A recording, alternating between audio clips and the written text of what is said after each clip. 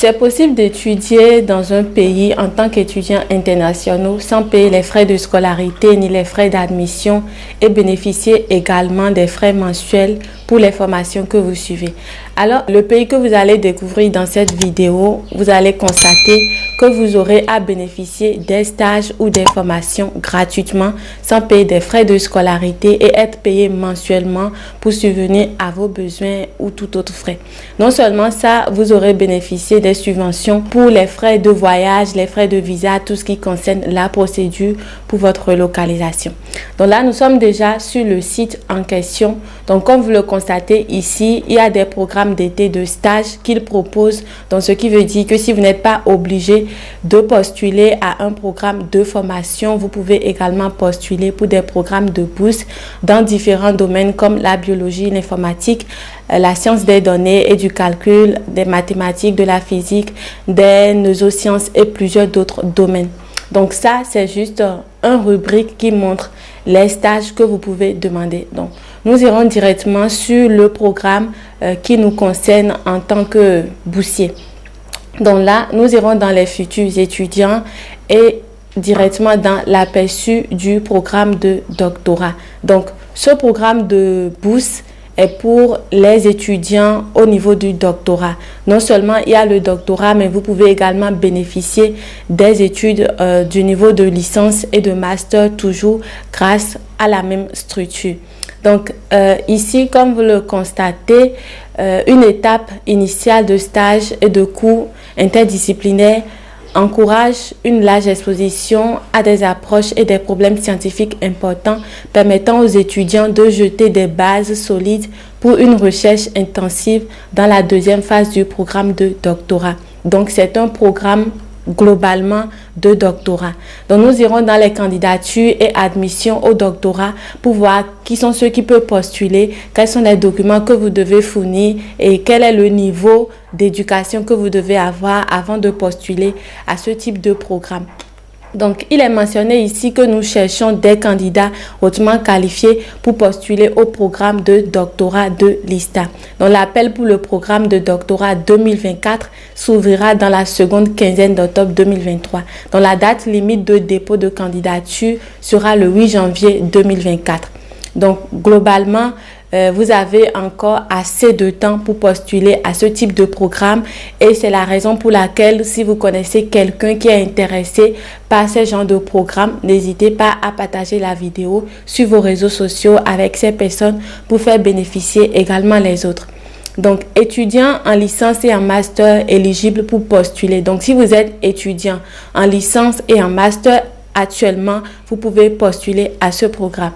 L'ISTA accueille des étudiants issus de formations académiques différentes qui peuvent apporter leurs compétences et expériences au milieu scientifique.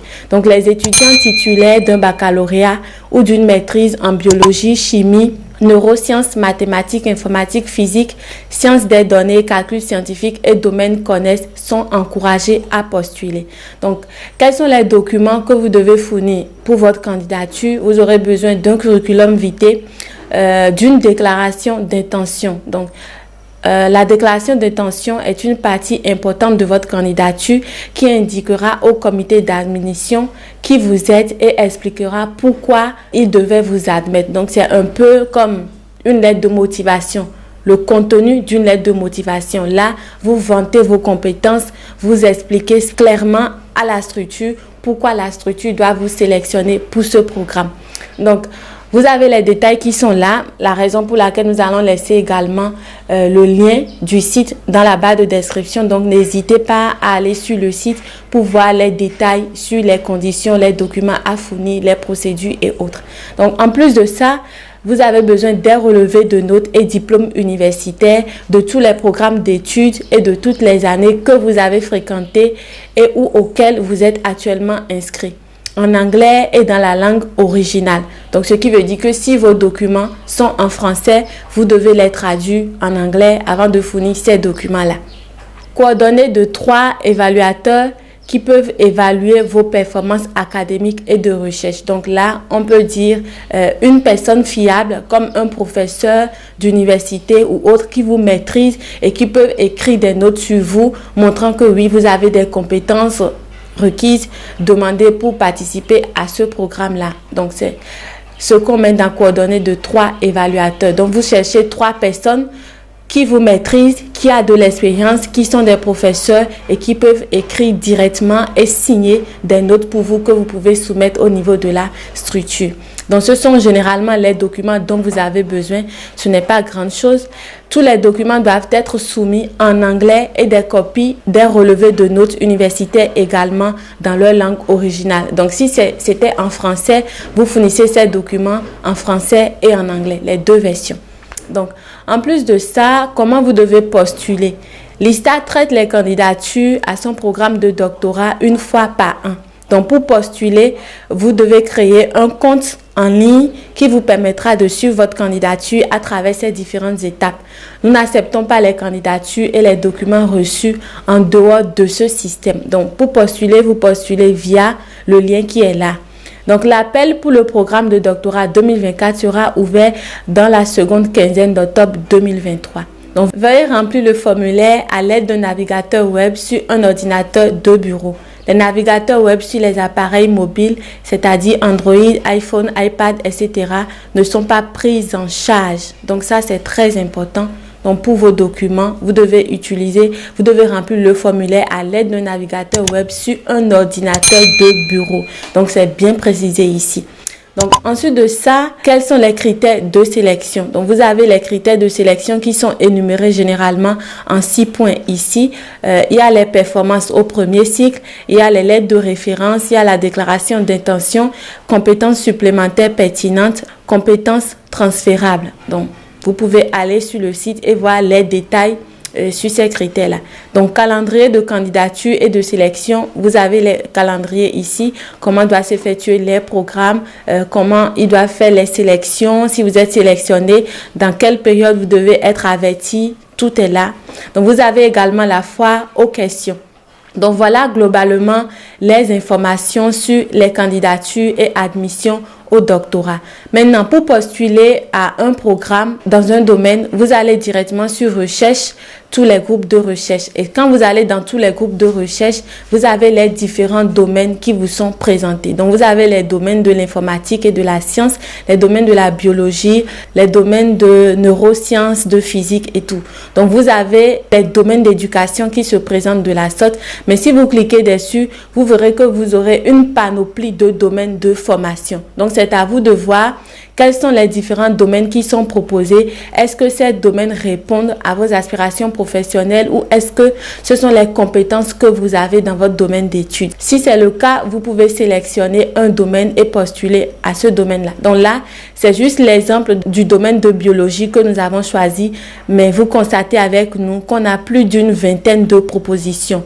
Donc le tout, il ne suffit juste pas de voir un domaine de formation avec un nom donné et ne pas cliquer sur ce domaine en se disant que c'est pas votre domaine de compétence. Vous devez cliquer sur le domaine là afin de voir quelles sont les filières qui vous sont présentées afin de postuler à une filière qui vous intéresse. Donc, à part ça, nous irons voir également quelles sont d'autres questions possibles que vous pouvez avoir. Là, nous irons sur les futurs étudiants et là, nous avons la foire aux questions. Donc, fac sur le programme de doctorat. Là, vous avez plusieurs questions auxquelles vous avez des réponses. Donc, il se peut que vous ayez des préoccupations, que vous laissez dans les commentaires et autres.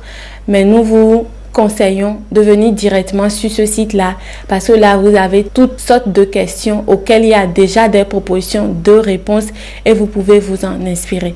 Donc là, dans quelle matière puis-je faire un doctorat? Vous avez la réponse à ça. Y a-t-il un financement pour le doctorat?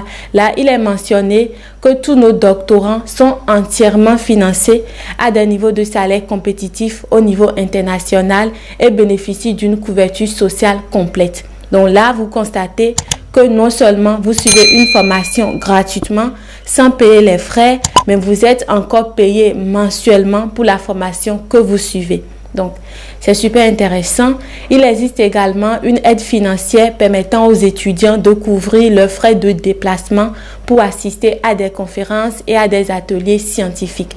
Donc, s'il arrivait au cours de votre formation qu'il y a des conférences, des ateliers et autres, on vous fournit encore les frais pour suivre ces différentes conférences ou formations, en tout cas en liaison avec vos formations. Donc c'est très important ce genre de programme, c'est pas à négliger. Une raison encore de partager la vidéo, de ne pas rester sur cette vidéo-ci. Partagez massivement les liens dans tous vos réseaux sociaux. Donc sur les conditions de candidature et processus d'admission, vous avez également qui est éligible pour postuler. Donc nous allons cliquer pour voir. Si vous souhaitez suivre un programme de doctorat DISTA, vous devez être titulaire d'un baccalauréat ou d'une maîtrise en sciences. Il vous sera demandé de soumettre une preuve de votre diplôme précédent lors de votre candidature. Donc les étudiants titulaires d'un baccalauréat ou d'une maîtrise dans les domaines suivants peuvent postuler. Donc vous avez les domaines qui sont cités là, vous pouvez postuler à ce programme. Maintenant, s'il arrivait que vous êtes dans votre année de licence ou année d'études, vous pouvez toutefois postuler à ce programme. Vous n'êtes pas obligé d'être au niveau du doctorat avant de postuler, et ce n'est pas nous qui le disons. Vous avez ici pour les étudiants en licence. Donc si vous cliquez sur pour les étudiants en licence, vous avez tous les détails sur les étudiants internationaux qui sont en année de licence ou de master. Vous pouvez bien postuler à ce programme. Donc vous postulez pour suivre une formation de 3 ans ou 4 ans pour avoir votre niveau de master ou de licence et continuer avec votre doctorat. Donc, il est dit ici que nous accueillons les candidats titulaires ou prévoyant de détenir avant l'inscription un baccalauréat en biologie, chimie, tous les domaines qui ont été cités et domaines connaissent. Donc, il peut s'agir d'un baccalauréat de 3 ans ou d'un baccalauréat de 4 ans.